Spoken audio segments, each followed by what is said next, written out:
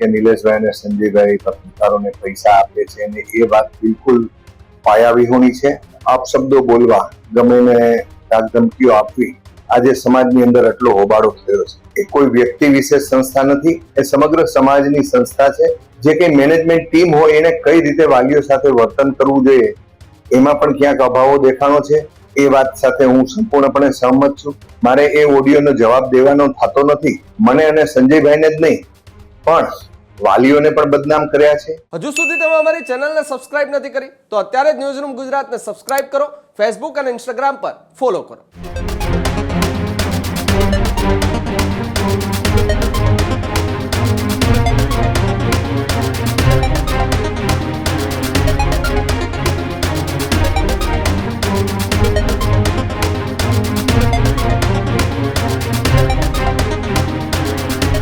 જૂનાગઢમાં PKM એટલે કે પટેલ કેળવણી મંડળ એ વિવાદોમાં જે છે તે ઘેરામાં જોવા મળી રહ્યું છે. તે દરમિયાન હવે મામલો જે છે તે વધુ ગરમાતો જોવા મળી રહ્યો છે. ટ્રસ્ટી કાંતિ ફળદુ પર વાલીઓ સાથે ગેરવર્તણૂકના ગંભીર આક્ષેપો જોવા મળ્યા છે. ત્યારે ચેતન ફળદુનો એક વિડીયો વાયરલ થતા ચર્ચા તે થઈ હતી.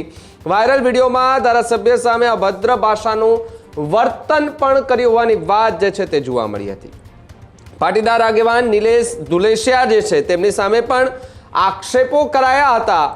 વિડીયો વાયરલ થયા બાદ નિલેશ દુલેશિયાનો મોટો ખુલાસો જે છે તે જોવા મળ્યો. સંસ્થા સમગ્ર સમાજની છે, કોઈ વ્યક્તિ વિશેષની નથી, તે પ્રકારની વાત દુલેશિયાએ કરી. જ્યારે મોહન પટેલ સહિતના ગામના લોકોના ફંડ અને ફાળાથી સંસ્થા જે છે તે ઊભી થઈ છે, તે પ્રકારની વાત દુલેશિયાએ કરી. વાલીઓ સાથે થયેલું વર્તન દુઃખદ ગણાવ્યું છે. જ્યારે શૈક્ષણિક સંસ્થામાં શિસ્ત અને સંસ્કારનો અભાવ પણ દર્શાવ્યો છે. બીજી તરફ અહંકાર અને દાદાગીરીથી સંસ્થા ચાલી શકતી નથી, તે પ્રકારની વાત પણ દુલેશિયાએ કરી. મતભેદ હોય તો ચર્ચાથી ઉકેલ લાવવો જોઈએ તેવી પણ વાત દુલેશિયાએ કરી. વાલીઓ અને મીડિયાને પણ બદનામ કરાયા હોવાનો આક્ષેપ કરવામાં આવ્યો છે. જ્યારે વ્યક્તિગત આક્ષેપો કરવું એ ખૂબ દુઃખદ હોવાનું વાત દુલેશિયા છે તેમણે જણાવી છે. જ્યારે પટેલ કેળવણી મંડળ છેલ્લા કેટલાય દિવસોથી જે છે તે ચર્ચામાં છે, તેની સામે જે કોલેજની સામે, હોસ્ટેલની સામે વાલીઓ જે છે તે વિરોધ કરી રહ્યા છે. મંડપ બાંધીને કેટલાય દિવસોથી ત્યાં બેઠા છે. ટ્રસ્ટીઓ સામે ગંભીર આરોપો જે છે તે લગાવી રહ્યા છે, પરંતુ ટ્રસ્ટી કોઈ જવાબ ન આપતા હોવાનો દાવો પણ ક્યાંક ને ક્યાંક કરવામાં આવી રહ્યો છે. ત્યારે આજે વહેલી સવારથી એક વિડીયો જે છે તે સોશિયલ મીડિયા પર વાયરલ થતા ચર્ચાનો વિષય બન્યો હતો, જેને લઈને હાલ તો જે છે તે કહી શકાય કે ચેતન ફળદુ કે જેમનો એ વિડીયો વાયરલ થયા બાદ ચર્ચા તે થતી જોવા મળી રહી હતી. તે બાદ પાટીદાર આગેવાન નિલેશ દુલેશિયા જે છે તેમના પર આક્ષેપ લાગતા તેમણે ખુલાસો કરતા શું કહ્યું હતું એમને પણ સાંભળીએ. ભાઈ શ્રી ચેતનભાઈ જે ઓડિયો ક્લિપની અંદર જે રીતે આક્ષેપો કર્યા છે, એમાં ખાસ કરીને જે અમને લગતા આક્ષેપો છે એની વાત કરું તો એમ કે નિલેશભાઈ અને સંજયભાઈ પત્રકારોને પૈસા આપે છે અને એ વાત બિલકુલ પાયાવિહોણી છે અને હું એનો રદિયો આપું છું સૌ પ્રથમ તો.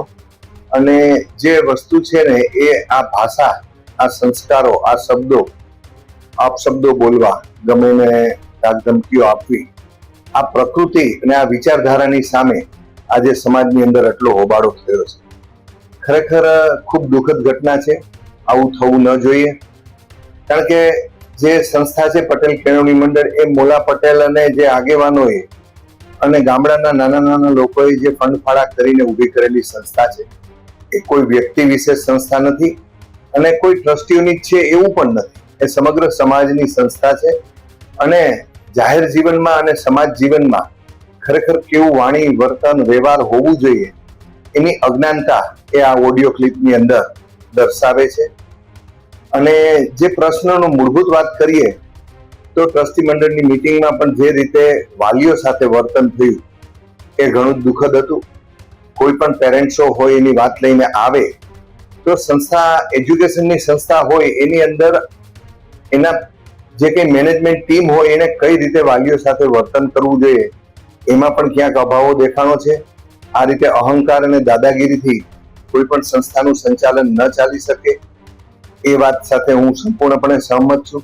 બસ મા ઉમિયાને પ્રાર્થના કરીએ કે સૌને સદબુદ્ધિ આપે અને એક કહી દઉં કે હું પણ એજ્યુકેશન સંસ્થાઓ સાથે જોડાયેલો છું કે કોઈ પણ પ્રકારે આ સંસ્થાની અંદર ઇન્વોલ્વ થવું એવો કોઈ એજન્ડા જ નથી. અમે બિલકુલ આનાથી દૂર રહેવા માંગીએ છીએ પટેલ કેળવણી મંડળથી. પણ જે કંઈ મેનેજમેન્ટ કરતા હોય એ મિત્રોએ ખરેખર લોકશાહી પ્રણાલીથી અને ખૂબ સારી રીતે જો સંસ્થાનું સંચાલન કરે અને આવા વિવાદો ખરેખર થવા ન જોઈએ, આવું હું દ્રઢપણે માનું છું. મારે એ ઓડિયોનો જવાબ દેવાનો થતો નથી, પણ એમાં જે વ્યક્તિગત નામજોગ આક્ષેપ કરવામાં આવી રહ્યા છે એ ઘણું દુઃખદ છે.